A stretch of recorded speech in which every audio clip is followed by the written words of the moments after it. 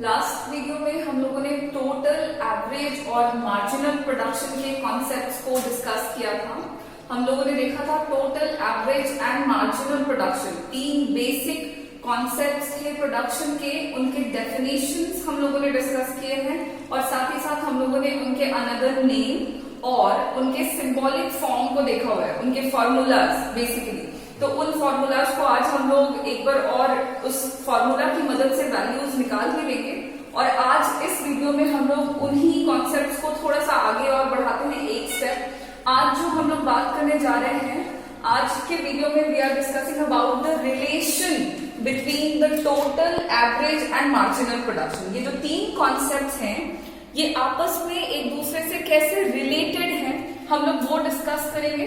तो जो रिलेशन हम लोग पढ़ने वाले हैं इस वीडियो में, वो हम तीन अलग अलग मतलब तीन ग्रुप्स में पढ़ने वाले हैं। सबसे पहला रिलेशन हम लोग देखेंगे टोटल एंड मार्जिनल प्रोडक्शन के बीच में, फिर सेकेंड रिलेशन हम लोग देखेंगे टोटल एंड एवरेज प्रोडक्शन के बीच में, एंड हमारा थर्ड रिलेशन होगा एवरेज एंड मार्जिनल प्रोडक्शन के बीच में। और इस तरह से हम लोग देख लेंगे कि total, average and marginal production आपस में किस तरह से रिलेटेड है। इस रिलेशनशिप को हम लोग पॉइंट्स में लिखेंगे और उसे समझने के लिए हम लोग एक शेड्यूल बनाएंगे, एक टेबल ड्रॉ करेंगे और उसी टेबल की मदद से हम लोग एक ग्राफ ड्रॉ करने वाले हैं ताकि हमको उनके बीच का जो रिलेशन है वो बहुत ही क्लैरिटी से समझ आए। तो चलो शुरू करेंगे। सबसे पहले हम लोग टोटल एंड मार्जिनल प्रोडक्शन के बीच के रिलेशंस को समझेंगे। अच्छा, इससे पहले कि हम लोग रिलेशनशिप पे आ जाएंगे, टोटल एंड मार्जिनल का क्या रिलेशन है, टोटल एंड एवरेज और एवरेज एंड प्रोडक्शन का क्या रिलेशन है, उससे पहले थोड़ा एक बेसिक समझ लेते हैं। जो अभी हम लोग टेबल ड्रॉ करेंगे तो उसमें हम लोग कुछ वर्ड्स रिपीट करेंगे तो वो क्या होगा। सबसे पहले यहाँ पे थोड़ा सा हम लोग ग्राफ और वैल्यूज का इंट्रोडक्शन ले लेते हैं, जो कि आप सबको पता होगा।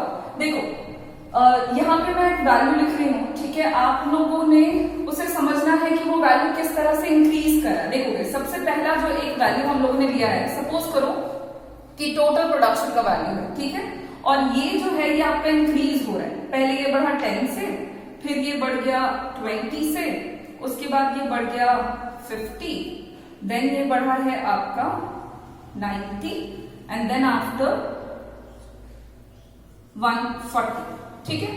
जरा देखना यहाँ पर, ये जो वैल्यू यहाँ पे लिखा है मैंने, ये वैल्यू आपको इंक्रीज होता हुआ नजर आ रहा होगा। वैल्यू इंक्रीज कर रहा है, पहले 10 से बढ़ रहा है, फिर 20, 50, 90, 140। एक टर्म हम लोग यूज करेंगे रिलेशनशिप को समझने के लिए कि वैल्यू जो है वो अगर इंक्रीज करता है और इंक्रीज होने का रेट अगर इंक्रीजिंग होता है, ये इंक्रीजिंग ऑर्डर में बढ़ने का क्या मतलब है, तो हम लोग वो समझने के लिए यहाँ पे हम लोग पहले कुछ वैल्यू को देख रहे हैं। तो देखोगे, ये वैल्यू आपको बढ़ता हुआ नजर आ रहा है और अगर आपको ये पता लगाना है कि ये जो वैल्यू है टोटल प्रोडक्शन का, वो किस रेट में या किस ऑर्डर में बढ़ रहा है, तो उसके लिए आप सिंपली उनके बीच का ना डिफरेंस निकालोगे, ठीक है। सिंपल डिफरेंस निकालते जाओगे। जरा डिफरेंस निकालो तो 10 से 20 के बीच का डिफरेंस आपको यहाँ पे मिलेगा 10, ठीक है।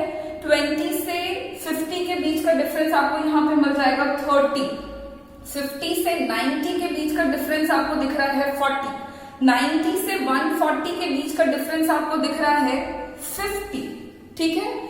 यहाँ पर आप जब डिफरेंस निकाल रहे हैं, दो जो नंबर्स हैं उनके बीच का जब आप डिफरेंस निकाल रहे हो तो आपको जो डिफरेंस है वो भी इंक्रीज होता हुआ नजर आ रहा है, ठीक है। देखोगे, वैल्यू बढ़ रहा है और जब हमने इनके बीच का डिफरेंस निकाला तो इनके बीच का जो डिफरेंस है आपको वो भी बढ़ता हुआ मिल रहा है। इसका मतलब होता है कि यहाँ पे हम कहेंगे कि टोटल प्रोडक्शन का वैल्यू जो है वो बढ़ रहा है और बढ़ने का जो रेट है वो कैसा है, इंक्रीजिंग है। इस तरह से जब भी आपको कोई वैल्यू नजर आए इंक्रीज होता हुआ और जब आप उनके बीच का डिफरेंस देखो और अगर आपको डिफरेंस भी इंक्रीज होता हुआ नजर आएगा, मतलब हम कहेंगे कि वो वैल्यू इंक्रीज हो रहा है और इंक्रीज होने का जो रेट है वो इंक्रीजिंग है, ठीक है। दूसरा वैल्यू मैं लिख के आपको बताती हूँ। सपोज करो टोटल प्रोडक्शन का एक और हमने वैल्यू लिया हुआ है, यहाँ पे आपको वैल्यू दिख रहा है, देखो वैल्यू है टोटल प्रोडक्शन का 10, फिर हम लोगों ने लिया 18, फिर है 24, फिर है 28, फिर है 30, ये वैल्यू भी आपको इंक्रीज होता हुआ नजर आ रहा होगा, ठीक है, वैल्यू बढ़ रहा है, 10 है, फिर 18 है, 24 है, 28 है, 30 है, the value is increases. But अगर हम बात करेंगे कि ये वैल्यू किस रेट में बढ़ रहा है, किस ऑर्डर में बढ़ रहा है, तो जब आप इनके बीच का अगेन डिफरेंस निकाल के रेट का पता लगाओगे, तो जब आप 10 से 18 के बीच का डिफरेंस निकालोगे तो आपको मिलेगा 8, ठीक है। जब आप 18 से 24 के बीच का डिफरेंस करोगे तो आपको मिलेगा 6। जब आप 24 से 28 के डिफरेंस का पता लगाओगे आपको मिलेगा 4 एंड 28 से 30 के बीच का डिफरेंस आपको मिल जाएगा 2। जब आप डिफरेंस की बात करोगे तो आपको क्या डिफरेंस डिक्रीज होता हुआ नजर आ रहा है? बिल्कुल आ रहा है। यहाँ पे जो वैल्यूज हैं वो हमारे घट रहे हैं। तो जरा देखोगे, जब भी आपको कोई भी ऐसा वैल्यू दिखे जो इंक्रीज तो हो रहा है, बट अगर आप उनके बीच का डिफरेंस निकालते जाते हो और अगर उनके बीच का डिफरेंस घट रहा है, इसका मतलब है कि हम इस तरह के वैल्यू को हम कहेंगे कि वैल्यू जो है वो बढ़ तो रहा है, इंक्रीजेस, लेकिन बढ़ने का जो रेट है वो कैसा है? तो डिक्रीजिंग ऑर्डर में वैल्यू जो है वो बढ़ रहा है, ठीक है। ये बेसिक इंट्रोडक्शन है जो हम आगे करने वाले हैं। तो यहाँ पे मैं आपको थोड़ा शॉर्ट में ब्रीफ कर रही हूँ ताकि आगे आपको ज्यादा परेशानी ना हो। तो हम लोगों ने देखा कि अगर डिफरेंस बढ़ रहा है मतलब वैल्यू इंक्रीजिंग ऑर्डर में बढ़ रहा है, अगर डिफरेंस घट रहा है मतलब वैल्यू बढ़ रहा है लेकिन बढ़ने का ऑर्डर कैसा है? डिक्रीजिंग है। और एक वैल्यू हम लोगों को देखना होगा, अगर आपको कोई ऐसा वैल्यू दिखता है, सपोज 10, 20, 30, 40, 50, सपोज करो, वैल्यू जो है वो बढ़ रहा है, इनके बीच का अगर आप डिफरेंस करोगे तो 10 से 20 के बीच का डिफरेंस जो है वो 10 है, 20 से 30 के बीच का डिफरेंस भी 10 ही है, 30 से 40 का डिफरेंस भी 10 एंड 40 से 50 के बीच का डिफरेंस भी आपको 10 ही मिलेगा। मतलब आप जब वैल्यू निकाल रहे हो, डिफरेंस निकाल रहे हो, देन आपको डिफरेंस हर बारी कांस्टेंट मिल रहा है। इसका मतलब है कि आप यहाँ पे कहेंगे कि टोटल प्रोडक्शन बढ़ रहा है और बढ़ने का जो रेट है वो कैसा है? तो वो कांस्टेंट है, ठीक है, एट ए कांस्टेंट रेट। तो आपको यहाँ पे ये वैल्यू बताने का मेरा पर्पस था, मैं आपको रेट समझाना चाह रही थी कि अगर कभी भी कोई भी वैल्यू के बारे में कहा जा रहा है कि इंक्रीजिंग ऑर्डर में इंक्रीज कर रहा है, इसका मतलब है कि वैल्यू कुछ इस तरह का होगा और उनके बीच का डिफरेंस जो है वो बढ़ता हुआ होगा। अगर आपको कोई वैल्यू दिख रहा है और लिखा है कि वैल्यू इंक्रीजेस एट ए डिक्रीजिंग रेट, इसका मतलब है कि बीच का जो डिफरेंस है वो डिक्रीज कर रहा है बट वैल्यू जो है वो इंक्रीज कर रहा है, लाइक इस तरह का कुछ। और अगर आपको कुछ इस तरह से लिखा हुआ दिखेगा कि सपोज करिए कि टोटल प्रोडक्शन का वैल्यू इंक्रीज कर रहा है और इंक्रीज होने का रेट कांस्टेंट है, इसका मतलब है कि वैल्यू तो बढ़ता हुआ दिखेगा लेकिन इनके बीच का जो डिफरेंस है वो आपको हर बारी कांस्टेंट मिलेगा। तो ये वैल्यू के हिसाब से हम लोगों ने देखा increasing, decreasing and constant rate. और अब थोड़ा सा बेसिक आपको जानना है ग्राफ के बारे में। मान लीजिए कि अगर आपको ग्राफ ड्रॉ करना है, ठीक है, अगर आपको ग्राफ ड्रॉ करना है टोटल प्रोडक्शन का, सपोज करो कि टोटल प्रोडक्शन का आपको कर्व बनाना है, तो टोटल प्रोडक्शन के कर्व को ड्रॉ करना है और सपोज करिए कि टोटल प्रोडक्शन इंक्रीज कर रहा है इंक्रीजिंग ऑर्डर में, तो ग्राफ का शेप कैसा बनेगा? तो इंक्रीज कर रहा है मतलब वो अपवर्ड राइजिंग जाएगा, ठीक है, सीधी सी बात है कि अगर कोई भी वैल्यू इंक्रीज कर रहा है मतलब वो अपवर्ड राइजिंग है from left to the right, okay. लेकिन अगर इंक्रीजिंग ऑर्डर में इंक्रीज कर रहा है तो उसका शेप आपको कुछ ऐसा मिलेगा, ठीक है, कुछ इस तरह का शेप होगा, थोड़ा सा ये झुका हुआ होगा, आप कह सकते हैं उसको ऑर्डिनरी लैंग्वेज में, थोड़ा सा झुका हुआ होगा एक्स एक्सिस की तरफ से, ठीक है। तो जब भी कोई वैल्यू इंक्रीज करता है इंक्रीजिंग ऑर्डर में तो ग्राफ का शेप आपका कुछ इस तरह का बनेगा। सपोज करो कि वैल्यू इंक्रीज कर रहा है और इंक्रीज होने का रेट डिक्रीजिंग है, तो ग्राफ का शेप कैसा होगा? तो इंक्रीज कर रहा है मतलब अपवर्ड राइजिंग होगा, लेकिन चूंकि वैल्यू जो है उनके बीच का मतलब डिफरेंस जो है वो डिक्रीज कर रहा है, वो डिक्रीजिंग ऑर्डर में बढ़ रहा है, देन आपको टीपी का जो कर्व का शेप दिखेगा वो कुछ इस शेप का दिखेगा, ठीक है। थोड़ा ये आप कह सकते हो इसको नॉर्मल लैंग्वेज में कि थोड़ा ये उठा हुआ है एक्स एक्सिस की तरफ से, ठीक है। इधर से आप कह सकते हो कि ये थोड़ा सा कॉन्वेक्स है टू द एक्स एक्सिस, और ये जो आपको दिख रहा है डिक्रीजिंग ऑर्डर में बढ़ता हुआ वैल्यू, ये आपको थोड़ा सा concave to the x axis दिखेगा, ये थोड़ा उठा हुआ है। एंड नाउ अगर आपको कोई वैल्यू ड्रॉ करना है जो कांस्टेंट रेट से बढ़ रहा है, तो उसके ग्राफ का शेप कैसा बनेगा?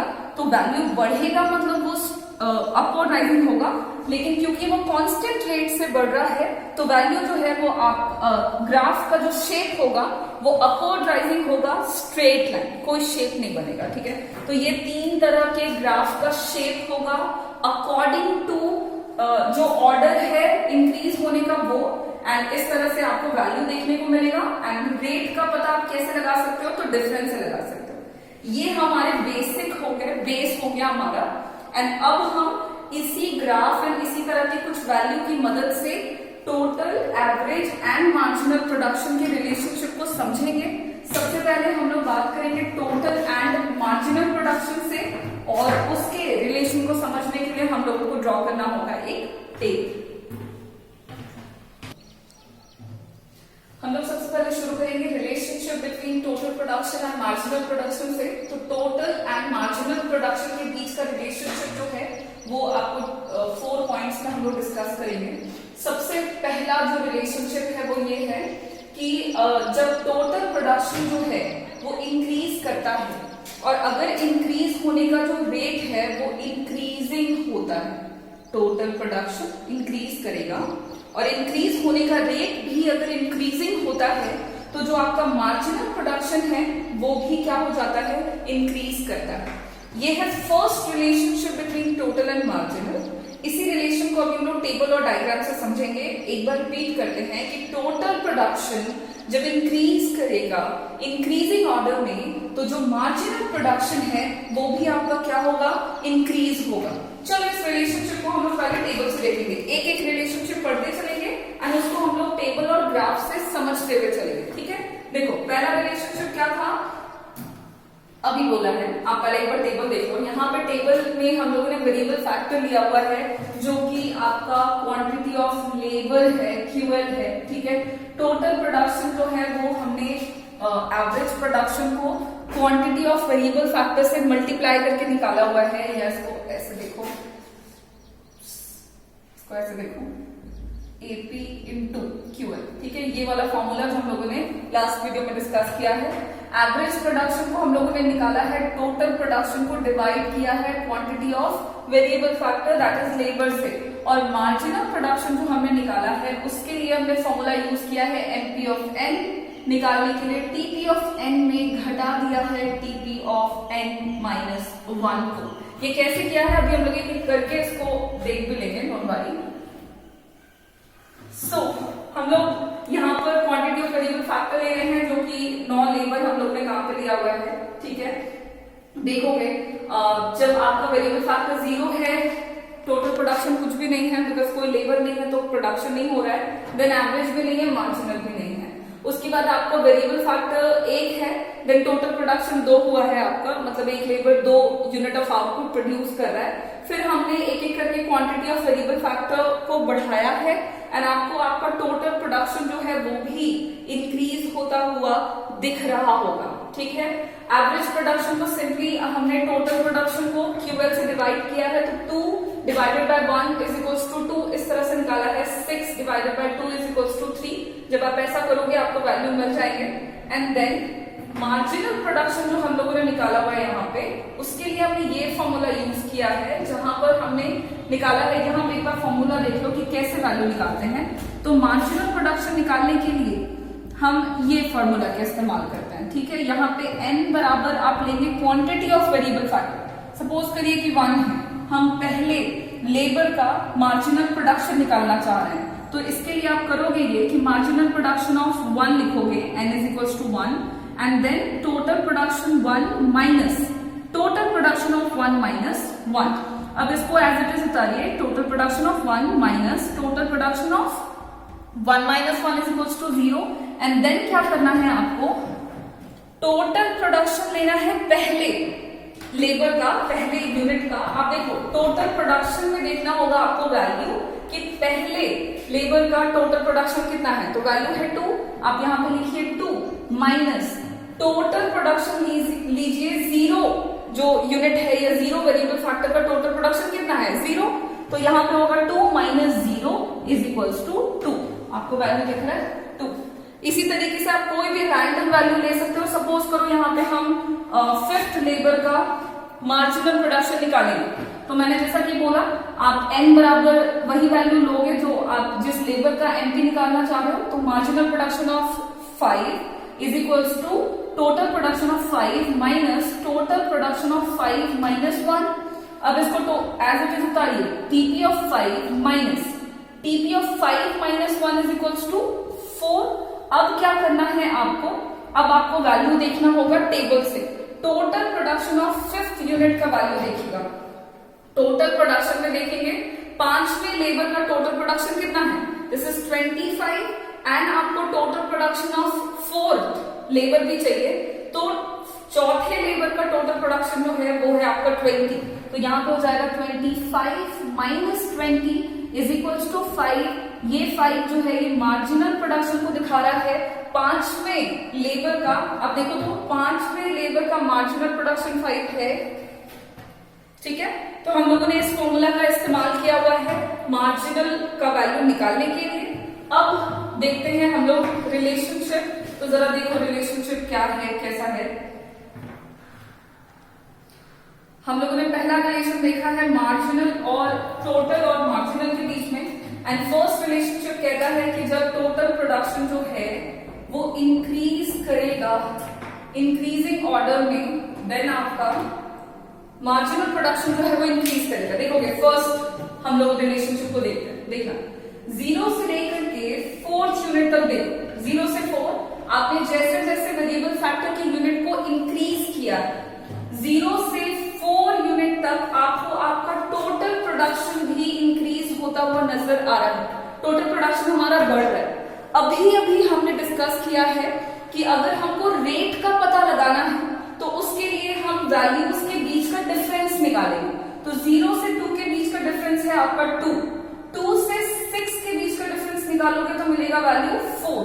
6 से 12 के बीच का डिफरेंस करो तो 6 एंड 12 से 20 के बीच का डिफरेंस है 8। आप जरा बीच का डिफरेंस देखना, जरा देखना 0 से 4 यूनिट तक हमने वेरिएबल फैक्टर बढ़ाया हुआ है, 0 से 4 यूनिट तक आपका टोटल प्रोडक्शन बढ़ रहा है, और जब हमने उनके बीच का डिफरेंस निकाला है हमें डिफरेंस भी इंक्रीज होता हुआ नजर आ रहा है। इसका मतलब है कि टोटल प्रोडक्शन बढ़ रहा है और बढ़ने का रेट कैसा है, इंक्रीजिंग है। और रिलेशनशिप कहता है कि जब टोटल प्रोडक्शन इंक्रीजिंग ऑर्डर में बढ़ेगा तो जो मार्जिनल प्रोडक्शन है वो भी आपका क्या होगा, बढ़ेगा।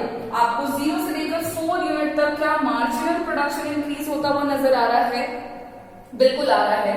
यहाँ पे हमारा पहला रिलेशनशिप टेबल से प्रूफ होता है कि जब हमारा टोटल प्रोडक्शन इंक्रीजिंग ऑर्डर में बढ़ेगा मार्जिनल प्रोडक्शन जो है वो भी क्या होगा, इंक्रीज करेगा। इस रिलेशनशिप को अब हम लोग ग्राफ में देखेंगे। चलो देखो जरा ग्राफ की तरफ। हमें यहाँ पे टेबल में जो वैल्यू लिया है उनकी मदद से ग्राफ ड्रॉ किया है, तो आपको कुछ ऐसा शेप मिलेगा, ठीक है। कुछ ये शेप आपको मिलने वाला है एंड इस शेप में आप देखना कि 0 से लेकर के 4 यूनिट तक, यानी कि इस वाले पॉइंट तक, ठीक है, इस पॉइंट तक 4 यूनिट तक आप देखना जैसे जैसे वेरिएबल फैक्टर बढ़ाया आपने, आपको टोटल प्रोडक्शन का जो कर्व है वो इंक्रीज होता हुआ दिख रहा है, मतलब ये अपवर्ड राइजिंग है, मतलब बढ़ रहा है। और इसका शेप आपको थोड़ा ऐसा दिख रहा है, convex to the x axis दिख रहा है। हमने ये भी अभी डिस्कस किया कि अगर ग्राफ का शेप इंक्रीजिंग ऑर्डर है, अपवर्ड राइजिंग में है, और अगर थोड़ा सा झुका हुआ है टू द एक्स एक्सिस, मतलब कि ये कौन से रेट से बढ़ रहा है, ये इंक्रीजिंग रेट में बढ़ रहा है। और जब टोटल प्रोडक्शन जो है वो इंक्रीजिंग ऑर्डर में 0 से 4 यूनिट तक बढ़ रहा है, आपको 0 से 4 यूनिट तक मार्जिनल प्रोडक्शन का जो कर्व है वो अपवर्ड राइजिंग नजर आएगा। इसका मतलब है कि जो मार्जिनल प्रोडक्शन है वो आपका क्या हो रहा है, इंक्रीज हो रहा है। सो फर्स्ट रिलेशनशिप हमने टेबल और डायग्राम से डिस्कस किया कि पहला रिलेशन कहता है कि जब भी टोटल प्रोडक्शन बढ़ता होगा और अगर उसके बढ़ने का रेट भी इंक्रीजिंग होगा, मार्जिनल प्रोडक्शन जो है वो इंक्रीज करेगा, ठीक है। नेक्स्ट रिलेशनशिप है कि जब टोटल प्रोडक्शन इंक्रीज करेगा लेकिन इंक्रीज होने का रेट अगर डिक्रीजिंग होगा देन मार्जिनल प्रोडक्शन जो है वो आपका घटेगा। सेकेंड रिलेशन कहता है, टेबल में देखेंगे हम लोग कि जब टोटल प्रोडक्शन डिक्रीजिंग ऑर्डर में बढ़ेगा तो मार्जिनल प्रोडक्शन जो है वो डिक्रीज करेगा। देखो जरा टेबल में आप ले लो, यहां से 4 से लेकर के ले लो आप 8 यूनिट तक। 4 से 8 यूनिट तक हमने जैसे जैसे वेरिएबल फैक्टर के यूनिट को इंक्रीज किया है, आपको 4 से लेकर के 8 यूनिट तक आपका टोटल प्रोडक्शन इंक्रीज होता हुआ दिखाई दे रहा होगा। 20 से 25, then 29, 31, it is actually increases. इनके बीच का हम चलो डिफरेंस निकालेंगे रेट जानने के लिए, तो 20 से 25 के बीच का डिफरेंस है 5, 25 से 29 के बीच का डिफरेंस हो गया आपका 4, 29 से 31 के बीच का डिफरेंस है 2 एंड 31 से 31 के बीच का डिफरेंस है 0। आप जरा डिफरेंस पर गौर करेंगे तो आपको डिफरेंस घटता हुआ नजर आ रहा होगा, ठीक है। आपको 4 से लेकर 8 यूनिट तक टोटल प्रोडक्शन बढ़ता हुआ तो नजर आ रहा है, लेकिन उनके बीच का डिफरेंस घट रहा है। इसका मतलब है कि टोटल प्रोडक्शन डिक्रीजिंग ऑर्डर में बढ़ रहा है, और रिलेशनशिप कहता है कि जब टोटल प्रोडक्शन डिक्रीजिंग ऑर्डर में बढ़ेगा तो मार्जिनल प्रोडक्शन जो है वो आपका घटेगा, जो टेबल में हमको दिख रहा है। आपको देखो 4 से लेकर के, अगर आप 4 से लेते हो पूरा, तो 4 से लेकर के 8 यूनिट तक आपको आपका मार्जिनल प्रोडक्शन का जो वैल्यू है वो डिक्रीज होता हुआ नजर आ रहा है। पहले 8, फिर 5, 4, 2, 0, it is actually decreases. So the second relationship between the TP and MP is proved with the help of table, that is the total production increases at a decreasing rate, marginal production also decreases। अब चलो इसको हम लोग देख लेते हैं graph से। Graph में देखना 4 से लेकर के 8 यूनिट तक, 4 से 8 यूनिट तक आप देखोगे आपका टोटल प्रोडक्शन का कर्व अपवर्ड राइजिंग ही है, लेकिन इसका शेप चेंज हुआ है। इसका शेप कुछ ऐसा हो गया है। हमने अभी अभी डिस्कस किया था कि अगर कोई भी कर्व का शेप जो है वो आपको कुछ इस तरह का दिखता है कि ये अपवर्ड राइजिंग तो जा रहा है, लेकिन इसका शेप थोड़ा सा concave to the x axis है। इसका मतलब है कि इसके बढ़ने का जो रेट है वो डिक्रीजिंग है, और रिलेशनशिप कहता है कि जब टोटल प्रोडक्शन डिक्रीजिंग ऑर्डर में इंक्रीज करेगा तो मार्जिनल प्रोडक्शन जो है वो घटेगा, और कोई भी वैल्यू जब घट रहा होता है तो कर्व का शेप डाउनवर्ड हो जाता है, जो आपको मार्जिनल प्रोडक्शन में नजर आ रहा होगा। From 4th unit to 8 unit आपको 4 से 8 यूनिट तक एमपी का कर्व डाउनवर्ड स्लोपिंग मिल रहा है। दैट इज प्रूफ कि जब भी टीपी बढ़ेगा डिक्रीजिंग ऑर्डर में, मार्जिनल प्रोडक्शन जो है वो क्या होगा, वो डिक्रीज करेगा, डिक्रीजेस, ठीक है। चलो मूव करते हैं थर्ड रिलेशनशिप पर, जो कि टीपी और एमपी के बीच में है। तीसरा रिलेशनशिप जो है वो ये है कि जब भी टोटल प्रोडक्शन अपने मैक्सिमम वैल्यू को रीच करता है, मतलब टोटल प्रोडक्शन जहां पे मैक्सिमम हो जाता है, मार्जिनल प्रोडक्शन जो है वो वहां पे 0 के बराबर हो जाएगा। जहां कहीं पर भी टोटल प्रोडक्शन मैक्सिमम मतलब मार्जिनल प्रोडक्शन जो है वो उस पॉइंट पर 0 के बराबर होगा। चलो देखेंगे टेबल में। टेबल में अगर आप देखो तो थोड़ा गंदा हो गया है, बट देखने की कोशिश करना, दिखाई देगा अच्छे से। यहाँ पे टोटल प्रोडक्शन का मैक्सिमम वैल्यू आपको दिख रहा होगा 30 का, जो कि 2 जगह पर है, एक 7th यूनिट पर भी है और एक 8th यूनिट पर भी है।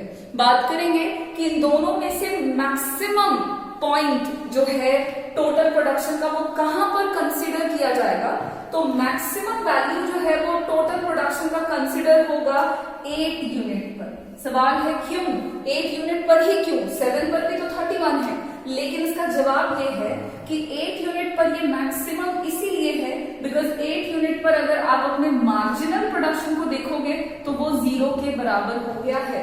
तो रिलेशन यही है कि जब भी आपका टोटल प्रोडक्शन जो है वो मैक्सिमम होगा देन मार्जिनल वहां पे 0 होगा। इसको आप दूसरे तरीके से भी याद रखेंगे कि टोटल मैक्सिमम कहां होगा, तो टोटल प्रोडक्शन का मैक्सिमम पॉइंट वही कंसिडर किया जाएगा जहां पर मार्जिनल प्रोडक्शन जो है वो 0 के बराबर हो रहा है। 7th यूनिट पर बेशक टोटल प्रोडक्शन 31 है, बट यहाँ पर मार्जिनल प्रोडक्शन को देखेंगे तो वो 0 नहीं हुआ है। तो क्योंकि यहाँ पे एमपी 0 नहीं है इसीलिए 7th यूनिट जो है वो मैक्सिमम पॉइंट को कंसीडर नहीं करेगा।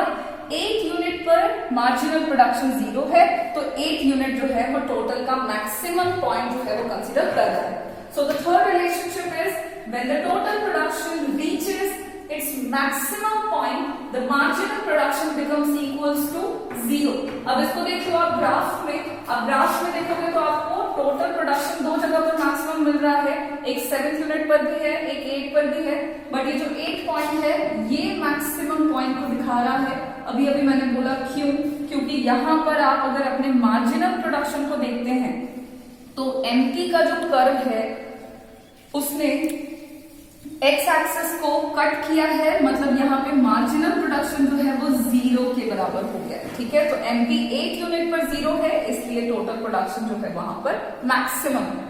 सो the third relationship between TP MP is when the TP reaches its maximum point, marginal production becomes equals to 0। Next to last relation है between the MP TP and MP, वो ये है कि अगर total production आपका घटना शुरू करता है, अगर टोटल प्रोडक्शन घट रहा है, मतलब अब बढ़ नहीं रहा, कोई रेट नहीं है, सीधे वो घट रहा है, तो मार्जिनल प्रोडक्शन जो है वो नेगेटिव हो जाता है।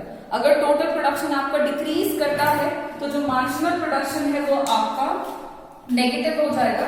आप देखोगे 8 से जब 9th यूनिट पर वेरिएबल फैक्टर को बढ़ाया गया है, ठीक है, 8 लेबर काम पे लगा हुआ था, फिर 9 लेबर काम पे लगा दिया गया, तो उसके बढ़ने से आपका टोटल प्रोडक्शन जो है वो 31 से 28 हो गया, मतलब घट गया, बढ़ नहीं रहा। तो क्योंकि ये घट चुका है, यहाँ पे 31 से 28 हुआ है। आप अगर देखना चाहो कि इसके बढ़ने का रेट क्या है, मतलब जब भी वैल्यू जो है वो डिक्रीज करता है, अगर आप ये कहो कि इसको दूसरे लैंग्वेज में कैसे कह सकते हैं, दूसरे शब्दों में कैसे कह सकते हैं, नॉट द लैंग्वेज, देन आपका टोटल प्रोडक्शन जो है वो बढ़ रहा है, और यहां पर अगर आप इनके डिफरेंस की बात करो तो डिफरेंस आपको मिलेगा -3। तो जब भी आपको कुछ ऐसा वैल्यू दिखता है ना कि वैल्यू घट रहा है और बीच का डिफरेंस माइनस में आ रहा है, आप कह सकते हैं कि टोटल प्रोडक्शन का वैल्यू बढ़ रहा है, लेकिन बढ़ने का जो रेट है वो नेगेटिव है। नेगेटिव रेट से कोई भी चीज बढ़ रहा है, इसका मतलब ही है कि वो घट रहा है, ठीक है। तो यहाँ पे टोटल प्रोडक्शन आपको घटता हुआ नजर आएगा, और आपको मार्जिनल प्रोडक्शन जो है वो 9th यूनिट पर माइनस में नजर आ रहा है। So the next relationship is कि when total production decreases, marginal production becomes negative, और इसे हम लोग देखेंगे अभी ग्राफ में। आप ग्राफ में देखो मैक्सिमम पॉइंट के बाद टीपी का कर्व डाउनवर्ड आने लग गया, ठीक है, ये डाउनवर्ड आ रहा है, इसका मतलब है कि टोटल प्रोडक्शन जो है वो यहाँ पर क्या हो रहा है, तो डिक्रीज कर रहा है। और जब टोटल प्रोडक्शन डिक्रीज करता है तो रिलेशनशिप कहता है कि मार्जिनल नेगेटिव हो जाएगा, जो कि आपको नजर आ रहा है। आपको एमपी का जो कर्व है वो एक्स एक्सिस के नीचे नजर आ रहा है, मतलब यहाँ पर आपका मार्जिनल प्रोडक्शन जो है वो क्या हो चुका है, नेगेटिव हो चुका है, ठीक है। सो ये 4 पॉइंट्स में रिलेशनशिप थे टोटल एंड मार्जिनल प्रोडक्शन के बीच में, जिसको हम लोगों ने पहले टेबल से और फिर हम लोगों ने ग्राफ से डिस्कस किया है। आप इसको एक बार और अच्छे से देख लेंगे, आपको समझ आएगा। हम लोग एक बार फिर से इसको फटाफट से रिलेशनशिप रिपीट कर लेते हैं ताकि हमें याद ही हो जाए अभी, ठीक है, देन हम लोग आगे चलेंगे। तो टीपी और एमपी के बीच का रिलेशनशिप में सबसे पहला रिलेशन है कि जब भी टोटल प्रोडक्शन इंक्रीजिंग ऑर्डर में बढ़ेगा, मार्जिनल प्रोडक्शन इंक्रीज करेगा। सेकेंड रिलेशन है कि जब भी टोटल प्रोडक्शन डिक्रीजिंग ऑर्डर में बढ़ेगा, मार्जिनल प्रोडक्शन डिक्रीज करेगा। थर्ड रिलेशनशिप है कि जब भी टोटल प्रोडक्शन जो है वो मैक्सिमम होगा, मार्जिनल प्रोडक्शन 0 के बराबर हो जाएगा, मतलब 0 हो जाएगा। एंड नेक्स्ट और लास्ट रिलेशन कहता है कि टीपी टोटल प्रोडक्शन जब घटना शुरू करता है, देन मार्जिनल प्रोडक्शन जो है वो आपका नेगेटिव हो जाता है। यहाँ पे हम लोग आज इतना ही देखते हैं, फिर टोटल, एवरेज एंड एवरेज और मार्जिनल के बीच का जो ये 2 रिलेशनशिप है, इसे हम लोग नेक्स्ट वीडियो में कंटिन्यू करेंगे। तब तक के लिए थैंक यू। आप इसको एक बार रिवाइज जरूर कर लीजिए।